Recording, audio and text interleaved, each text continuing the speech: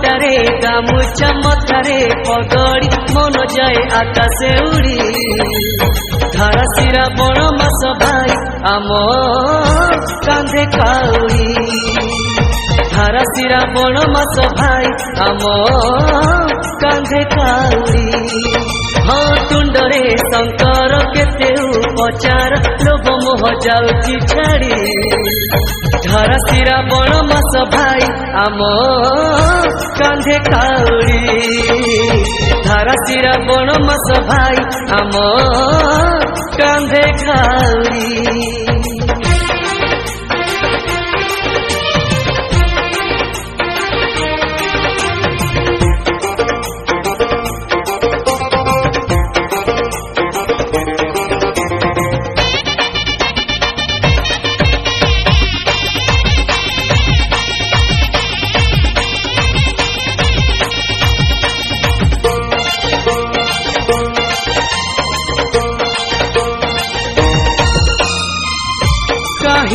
के जानी माना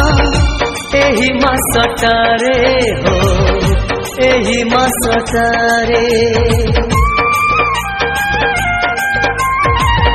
शिव शिव छाई जाए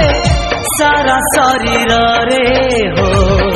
सारा शरीर रे जोगड़ बाहुंगी जोगड़ कड़सी छोट सिक्का गोटिए जोड़ी भोले बम डाकी जीवा चटिया बाड़ी भोले बम डाकी जीवा चटिया बाड़ी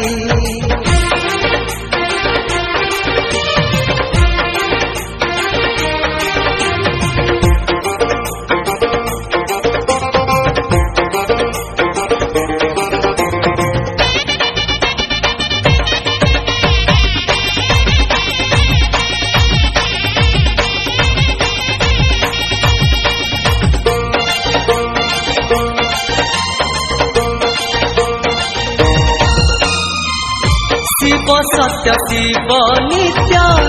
शिव ही सुंदर हो शिव ही सुंदर शिव नाम बिना शून्य ए सारा संसार हो ए सारा संसार मरिले मरी बजिले जीवा जीवा बंध बड़कू चढ़ी भोला बाबा पार करेगा जीवा चटिया बड़ी भोला बाबा पार करेगा जीवा चटिया बड़ी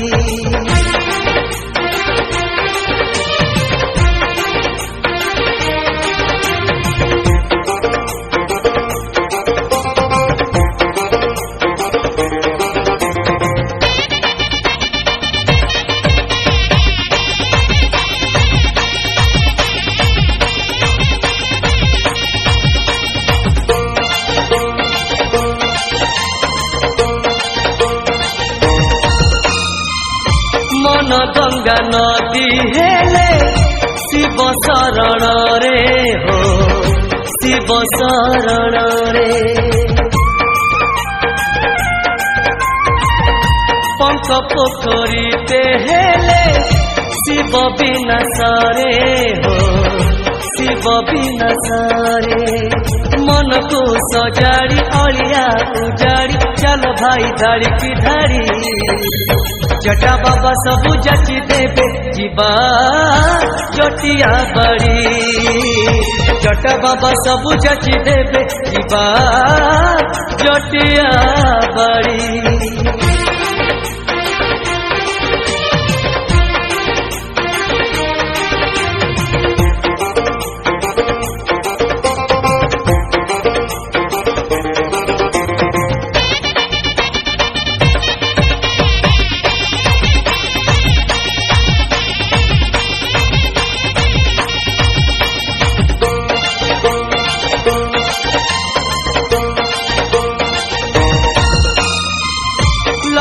शिव पूजी भाई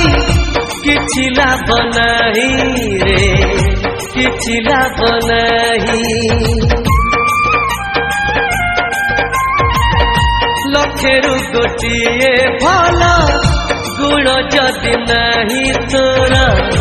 गुण जदि नहीं। एई पिता माता जियता देवता न जाता को आशीष छाड़ी भोला बाबा तेबे भोली जीवे गले चटिया बाड़ी। भोला बाबा तेबे भोली जीवे गले चटिया बाड़ी।